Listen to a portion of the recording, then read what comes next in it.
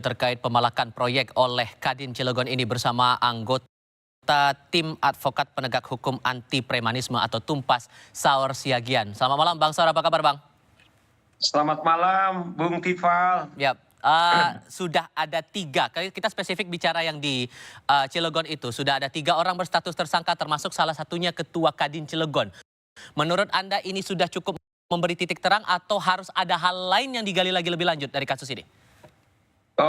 Pertama kita apresiasi ya Kapolda Banten tentu dengan semua aparatnya bertindak tegas kasus diduga pemerasan yang ada di Cilegon, Bung Tifal. Nah, oleh karena itu menurut kami ini harus juga ditindak. Tidak saja hanya ketua ini, tapi barangkali juga bisa menyangkut katakanlah yang lebih yang lebih luas lagi. Yang Anda curigai yang seperti apa yang lebih luas itu, Bang? Sebab gini, begitu ditetapkan tersangka kan lihat aja itu Ketua Kadin Cilegonnya itu petantang-petenteng, gayanya kemudian masih bisa pakai jempol. Ini membuktikan bahwa tim terpadu yang dibentuk oleh pemerintah bahwa premanisme itu sudah masif terjadi, sudah terbukti.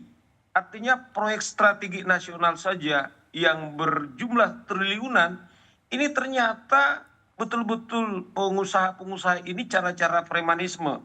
Jadi kita selama ini katakanlah mendengar Kadin, salah satu organisasi yang tumbuh sudah lama sepak terjangnya, bahkan mereka ini adalah yang melindungi para pengusaha. Nah sekarang ini melakukan praktek-prakteknya cara-cara kekerasan, cara-cara premanisme. Nah ini kan sungguh-sungguh bukan saja memalukan, tetapi juga membuat teror sehingga para investor betul-betul takut datang untuk investasi di kita. Nah oleh karena itu kita berharap ini harus diusut tuntas. Jangan-jangan ada yang membackingi mereka ini, sehingga kok kelihatannya enteng-enteng aja gaya-gaya mereka itu, Tifal. Oke, yang Anda curigai juga kalau berkaca dari kasus ini, apakah menurut Anda ini cuma sindikat di Cilegon, atau juga bisa permainannya lebih luas lagi ke daerah lain? Dugaan saya kalau kita melihat ini mungkin praktek, karena ini kan menyangkut organisasi Kadin. Ya, tentu kita tidak, karena kita ini bukan dukun, tetapi dengan praktek yang bisa seperti ini.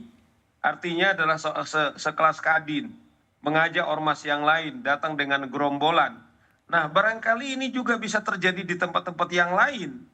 Artinya adalah praktek-praktek premanisme itu mungkin satu-satunya cara di mana untuk mendapatkan sesuatu tidak lagi kita katakanlah terkait kepada namanya aturan yang baik, kemudian juga dalam konteks bisnis itu adalah win-win solution, tetapi dengan cara-cara pemaksaan kekerasan. Nah, kami berharap Tifal, Polda dalam hal ini kepolisian menjerat mereka ini adalah ancaman yang maksimal. Kalau kami lihat pasal yang diterapkan itu saya pikir sudah tepat pasal 368.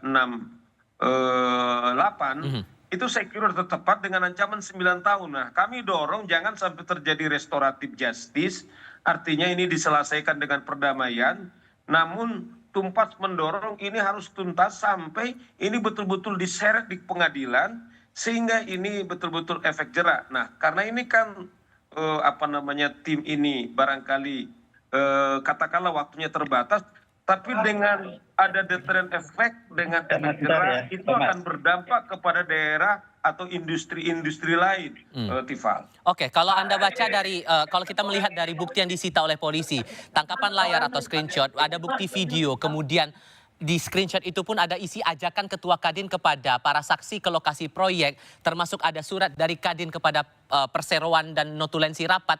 Menurut Anda ini cukup dengan jerat pemerasan atau bisa lebih luas lagi cakupan pidananya? Iya, saya kira kan tentu polisi yang lebih tahu Tifal, karena kan itu juga pasal 160 juga kalau saya baca di rilis yang dilakukan Polda Metro juga mengajak orang lain untuk melakukan kekerasan. Saya kira sejauh ini yang dimiliki oleh penyidik mungkin buktinya cukup. Nah, menurut saya juga itu harus diapresiasi. Nah, yang sebelumnya kan kita sempat dengar Kapolres memberikan press release mereka didamaikan. Nah, ini tidak cukup didamaikan, harus ini betul-betul diusut sampai ke pengadilan sehingga apa? Tim terpadu yang dimiliki oleh pemerintah bukan saja melibatkan dalam hal ini kepolisian, tapi di backup juga dengan TNI, ada lintas kementerian.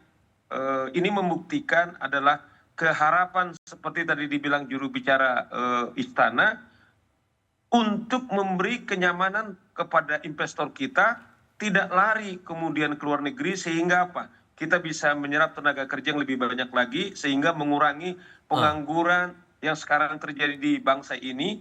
Karena apa? Setiap satu kerja sesuatu yang sangat istimewa, Tifal.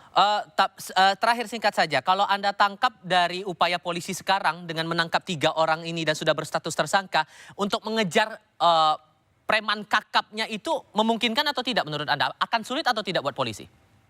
Kalau menurut saya seperti tadi rilis oleh Dirkrimum tadi Polda Banten, saya kira tidak susah ya. Yang barangkali selama ini kan terjadi adalah lebih kepada tekanan psikologis. Jadi jelas pesan Presiden Tifal, usut tuntas seakar-akarnya tanpa pandang bulu, dan itu juga di-quote oleh tadi Kapolri. Nah, ini yang kita dorong aparat penegak hukum. Apakah itu tentara yang membackup mereka, kita ingatkan mereka. Jangan lagi coba main-main karena ini sudah sangat krusial. Kalau ini gagal, saya kira kita bisa